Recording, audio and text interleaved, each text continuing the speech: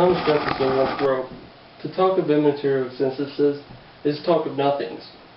To say that the human soul, angels, and God are immaterial is to say they are nothings, or that there is no God, no angel, no soul. I cannot reason otherwise." In my opinion, religion should not be incorporated to any government affairs, including public policies, government, and public education. This separation of religion from government affairs is what Thomas Jefferson and the other founding fathers strived for and began in America. This separation is known as secularism. A secular society is a society that is, quote, not concerned with religion or religious beliefs. Society is where we all live, and thus it affects us all. So, what kind of society we live in is important. As stated previously, I am an advocate of secularism, and I have also done extensive research on the benefits of secularism. I've also had regular discussions on the topic of secularism.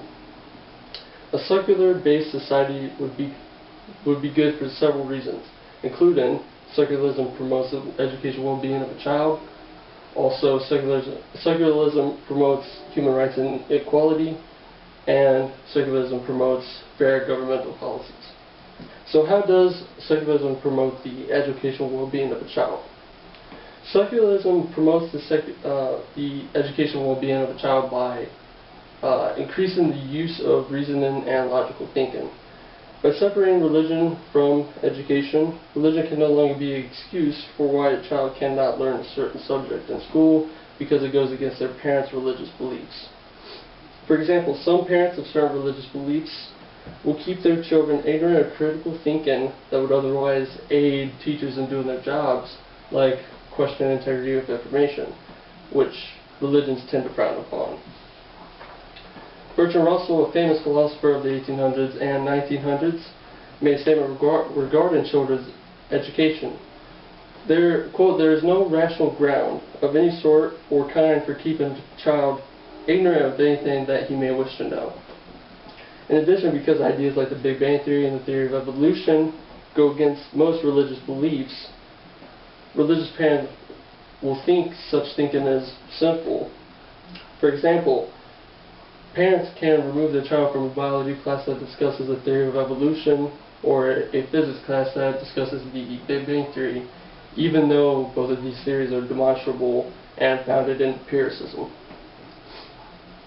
Friedrich Nietzsche, a famous philosopher of the 1800s, made a comment about Christianity and its influence on the intellect.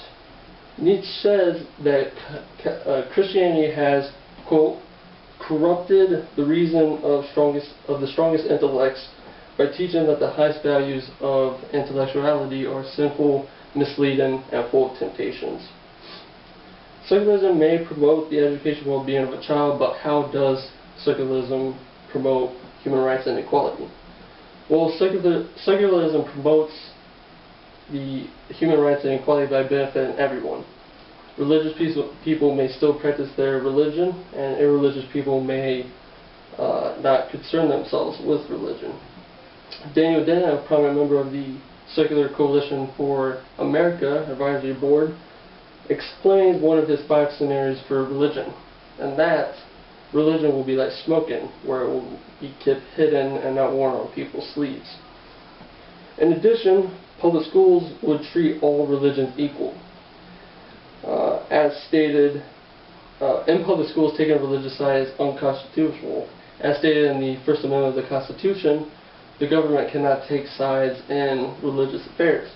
However, a year ago, a problem with having a portrait of Jesus in Muskingum public schools was confirmed by the ACLU. Mansfield News Journal posted an article on Facebook to get the general opinion of the public. The general public support in the portrait was mostly commenting of ignorance of the law. Only a few commenters were against the portrait itself. Now that we understand how secularism promotes promotes human rights and equality, we will now discuss how secularism promotes fair governmental policies. Secularism promotes fair governmental policies. The separation of church and state is part of the Constitution. However, a clear example to show this integration of church into state is George H.W. Bush's comment about American atheists. When asked by journalist Robert Sherman if President Bush accepted equal censorship and patriotism of American atheists, Bush responded, quote, "No, I don't know that atheists should be considered as citizens, nor should they be considered as patriots. This is one nation under God." A secularist president would not demean other people's religious beliefs, especially to the point of not considering them citizens. In addition, using religious beliefs as leverage to oppress others would be thrown away under a secular society. Under our current government, 7 states ban anti-religious people from politics. For example, under Arkansas state law, Article 19, Section 1, quote, "No person who denies the being of God shall hold any office in the civil departments of the state, nor be competent to testify in court." It is clear here that under our current form of government, there are some unfair governmental policies, especially towards the irreligious people. In conclusion, a secular-based society would be good for several reasons. Secularism would promote the educational well-being of children by increasing the use of reason and logical thinking. Secularism would promote human rights and equality by benefiting everyone. Religious people may still practice their religion, and irreligious people will not have to concern themselves with religion. Also, secularism would promote fair governmental policies, which currently the government does not because of this involvement between the church and the state. Under a secular-based society, the benefits are plentiful. We should all strive for a better America, which is striving for secularism. Thank you.